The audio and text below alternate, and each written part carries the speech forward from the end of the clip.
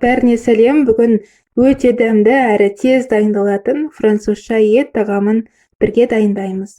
Тойымды кешкі ас, сондықтан міндетті түрде дайындаңыздар, видеоны соңына дейін көріңіздер. Видеоны көрместен бұрын осы видеоға лайк басып, каналға тіркелуді ұмытпаңыздар. Ең алдымен ыдысымызды майлап аламыз. Сосын ыдысымызға осылай шұқылап туралған картопымызды қойып шығамыз. Сосын картоптың бетіне тұз себеміз. Бетіне жұқа етіп майонез жағамыз. Тартылған ет қосамыз. Тартылған етке өзіңіздің қалауыңызша тұз, бұрыш қосып, араластырып қойсаңыз болады.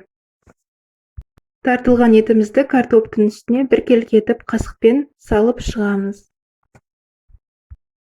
Майдалап туралған пиязымызды саламыз.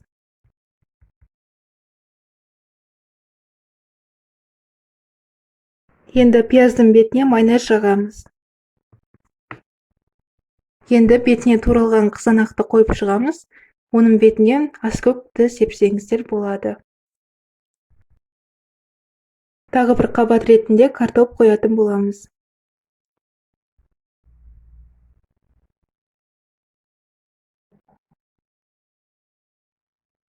Оның да бетіне тұз себеміз. Тағы да майонез жағамыз.